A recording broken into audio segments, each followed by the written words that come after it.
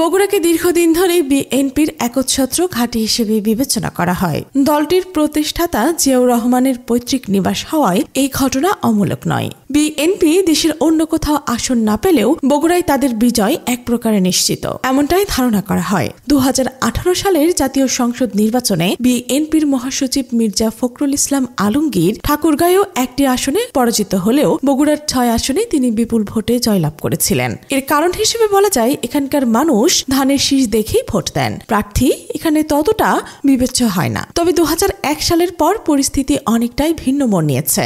বগুড়া এখন আর কেবল বিএনপির একার নয়, এই রাজনৈতিক প্রেক্ষাপটে নিজেদের অবস্থান শক্ত করেছে জামায়াত ইসলামী। বগুড়ায় জামায়াতের অবস্থান ও তাদের রাজনৈতিক ইতিহাস নিয়ে আলোচনা করতে হলে প্রথমেই যার নাম আসে তিনি হলেন মাওলানা শাহাদাতুজ্জামান।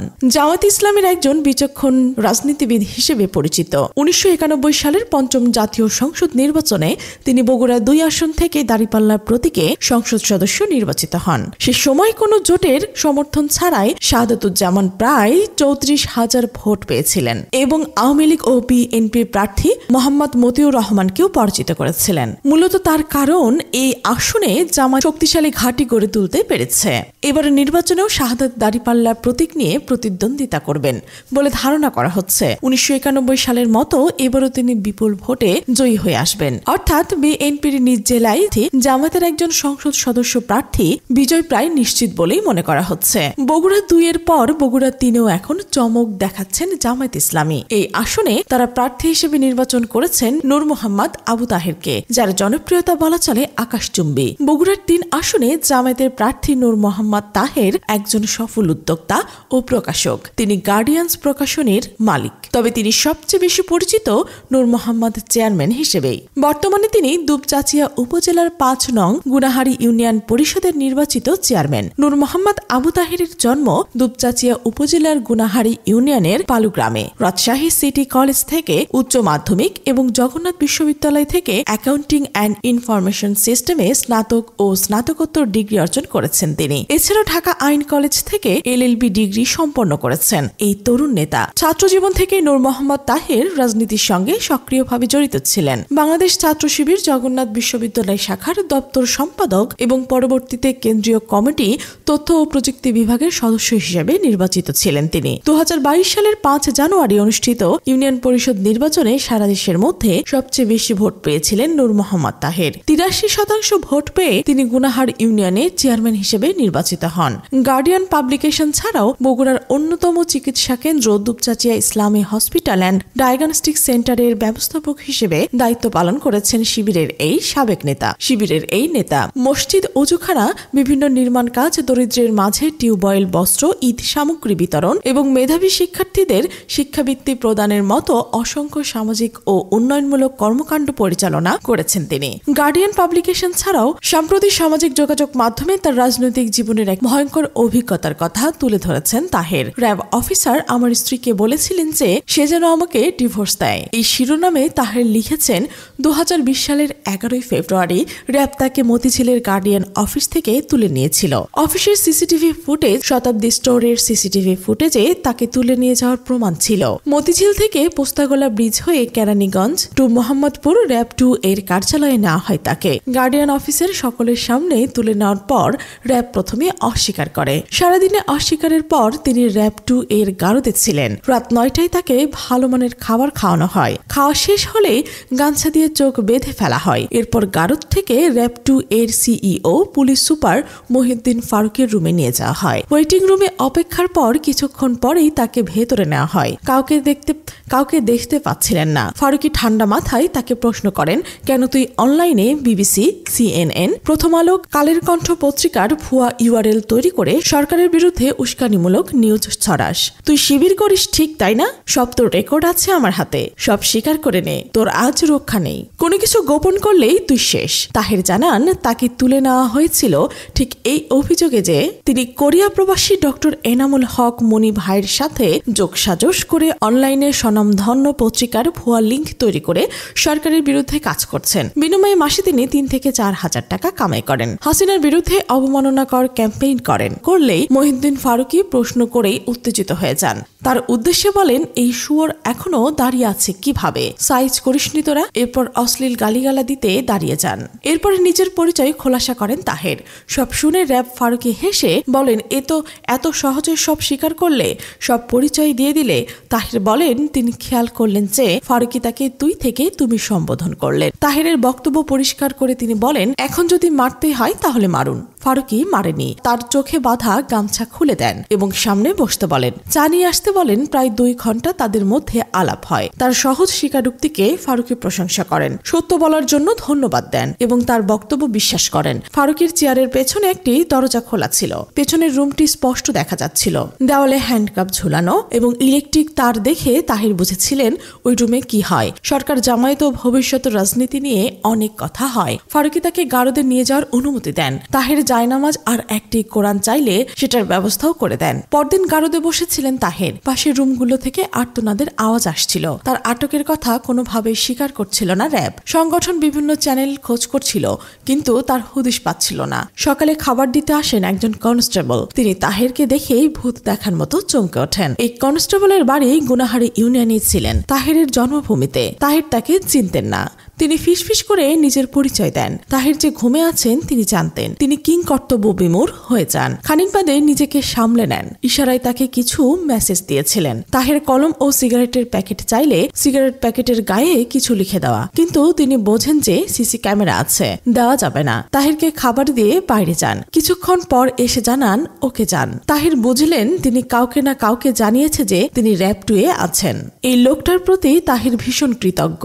অনেক ঝুঁকি নিয়ে তাকে সাহায্য করেছিলেন। আল্লাহ তাআলা যেন এই পরিস্থিতিতে কিভাবে এলাকার লোক ম্যানেজ করে দিয়েছিলেন, চিন্তা করলে আজও সেজদায় মাথা নত হয়ে যায়। আল্লাহ রাব্বুল আলামিনের সাহায্য এমনই। কিছুক্ষণ পরে অনেকগুলো গাড়ি দেখা যায়। গারদ থেকে গাড়িগুলো দেখা যাচ্ছিল। প্রেসের গাড়ি, সাংবাদিকের ক্যামেরা। তাহের বুঝলেন সংগঠন তার অবস্থান ট্রেস করতে পেরেছে। সাংবাদিকদের সংগঠনই পাঠিয়েছে। কিছুক্ষণের মধ্যেই তাকে জানানো হয় আপনাকে কোর্টে নিয়ে যাওয়া হবে। তিনি আলহামদুলিল্লাহ পড়েন। ঘণ্টাখানেক পরে তাকে গারদ থেকে বের করা হয়। বলা হয়, প্রেসের কেউ যদি কোনো প্রশ্ন করে তাহলে বলবেন মোহাম্মদপুর থেকে আপনাকে রাতেই গ্রেপ্তার করা হয়েছে। প্রেসের সামনে যেভাবে নেওয়া হয় ঠিক সেভাবেই। দুপাশে কালো সানগ্লাস আর কালো পোশাকে র্যাব, মাঝখানে তিনি। আর তার অপরাধ সম্পর্কে ব্রিফিং করা হয়। তিনি কোর্টে গেলে রিমান্ড বাতিল করে কোর্ট তাকে কারাগারে পাঠায়। তখন তার একমাত্র সন্তানের বয়স 2.5 মাস। বাচ্চার মা তার ছোট সন্তানকে নিয়ে বগুড়া থেকে ঢাকায় আসেন। কারাগারে তাহেরের স্ত্রী বলেন, তোমার কিছু ডকুমেন্ট ছিল। তারা র্যাব 2 এ গিয়েছিলেন। সেখানে তার মালামাল তদন্তকারী কর্মকর্তা র্যাব অফিসার এমন আচরণ করেছিলেন যে যা মৃত্যুর আগেও তিনি ভুলতে পারবেন না। তাহেরের স্ত্রীর সাথে তার শাশুড়িও গিয়েছিলেন। এক তরুণী 2.5 মাসের বাচ্চা তার কোলে, সাথে তার মা। তরুণীর স্বামী কারাগারে। তাকে র্যাব অফিসার বলে দিয়েছিলেন কেমন ছেলেকে বিয়ে করেছেন। হ্যাঁ, সন্ত্রাসী নূর মোহাম্মদ আর কোনোদিন বের হতে পারবে না। আইসিটি মামলা চালান দিয়েছি আমরা, খুব শীঘ্রই রিমান্ডে নিয়ে আসবো। স্বামীর নাম ভুলে যান, ডিভোর্স দিয়ে নতুন কাউকে বিয়ে করেন। তাহের বলেন, আপনি একবার কল্পনা করুন যে দৃশ্যপটটা, 2.5 মাসের বাচ্চা কোলে, সাথে নিজের মা। ওকে বলছে যে যেন তার সন্ত্রাসী স্বামীকে ডিভোর্স দিয়ে দেয়। দুনিয়ার কোন আইন তাকে এই অধিকার দিয়েছে? পারিবারিক শিক্ষাটাও কোন পর্যায়ে? তাহের বলেন, জীবনে 6 বার গ্রেপ্তার হয়েছি।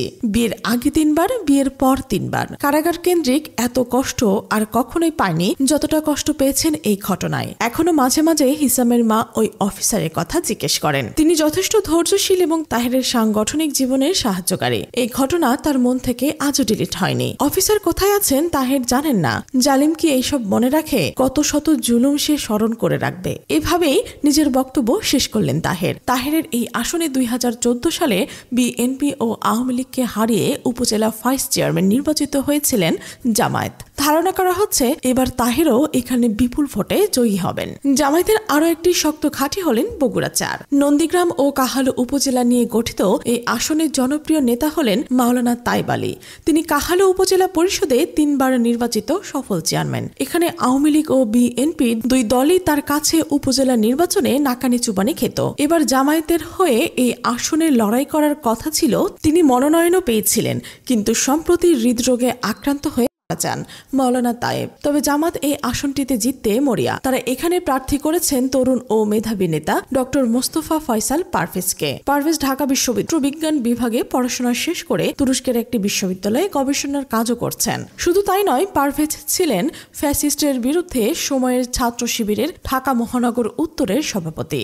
জামায়াতের আন্তর্জাতিক network international Islamic foundation for student অর্গানাইজেশনের সেক্রেটারিও তিনি। স্থানীয়রা বলছেন, একদিকে মাওলানা তায়েব আলীর জনপ্রিয়তা, অন্যদিকে জামায়াতের নিজস্ব ভোট ব্যাংক, সব মিলিয়ে বেশ এগিয়ে রয়েছেন ফয়সাল পারভেজ। সাথে বয়সও তরুণ হওয়ায় ফয়সাল পাবেন বাড়তি সুবিধা। তবে তার জন্য বড় সুযোগ হলো এখানে বিএনপির কোনো হেভিওয়েট প্রার্থী একেবারেই নেই। বিএনপি সম্ভবত নাগরিক ঐক্যের মাহমুদুর রহমান মান্নানকে মনোনয়ন দেবে, ফলে ফয়সাল জিতে যাবে এমনটাই মনে করছেন ভোটাররা। এদিকে বগুড়ার বাকি 4টি আসনেও বেশ জোরালো প্রচার চালাচ্ছে জামায়াত। বগুড়া 1 অর্থাৎ সারিয়াকান্দি ও সোনাতলা আসনে জামায়াতের প্রার্থী করেছেন জেলা জামায়াতের সাবেক আমির ও দলের কেন্দ্রীয় নির্বাহী পরিষদের সদস্য অধ্যাপক শাহাবুদ্দিনকে। সবশেষে 2014 সালে বিএনপি ও আওয়ামী লীগকে হারিয়ে এই দুই উপজেলাতেই ভাইস চেয়ারম্যান নির্বাচিত হয়েছিলেন জামায়াতের নজরুল ইসলাম এবং মোহাম্মদ এনামুল। তাহলে বিএনপি যে 2001 সালের ভোট ব্যাংকের হিসাব ধরে আছে, সেটা কি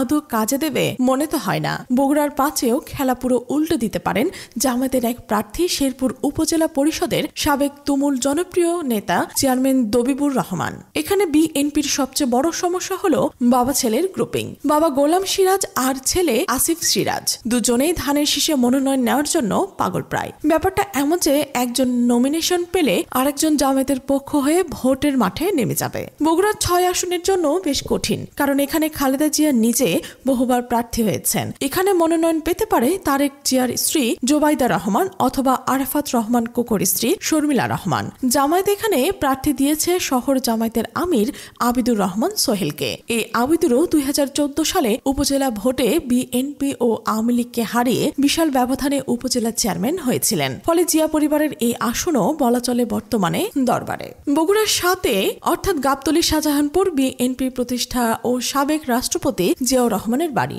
এই আসনে জেলা জামায়াতের সাবেক আমির গোলাম রব্বানীকে প্রার্থী হিসেবে ঘোষণা করেছে জামায়াত। এখানে শাহজাহানপুর উপজেলা চেয়ারম্যান হয়েছিলেন জামায়াতের মোহাম্মদ ইয়াসিন আলী, আর গাবতলীতে ভাইস চেয়ারম্যান ছিলেন জামায়াতের আব্দুল মজিদ। বগুড়ায় স্বচ্ছ ভোটের খেলায় নিকট অতীতে উপজেলা পর্যায়ে প্রায় বেশিরভাগ ক্ষেত্রেই দেখা যাচ্ছে জামায়াতের কাছে হেরে গেছে বিএনপি। যেহেতু 2008-এর পর কোনো জাতীয় সংসদ নির্বাচনে ভোটের সঠিক ফলাফল নেই, ফলে এই উপজেলা ভোটকেই আদর্শ হিসেবে ধরলে বিএনপি কিন্তু এখানেই জামায়াতের কাছে বিশালভাবে ধরাশায়ী। বিএনপি কি সেই হিসাব নিকাশ করছে মনে হচ্ছে? শোনা যাচ্ছে বগুড়ার যে 3টি আসনে জামায়াতের প্রার্থী শক্তিশালী অবস্থানে রয়েছে, সেখানে বিএনপি প্রার্থী দেবে খালেদা জিয়া, তারেক রহমান, শর্মিলা, এমনকি জোবাইদা রহমানকেও। দর্শক, আপনারা কি মনে করছেন? বগুড়ায় বিএনপির ঘাঁটিতে জামায়াত কি আঘাত হানতে পারবে নাকি পারবে না? জানান কমেন্টে। আর এই চ্যানেলে নতুন হলে অবশ্যই সাবস্ক্রাইব করুন এবং বেল আইকনটি বাজিয়ে রাখুন।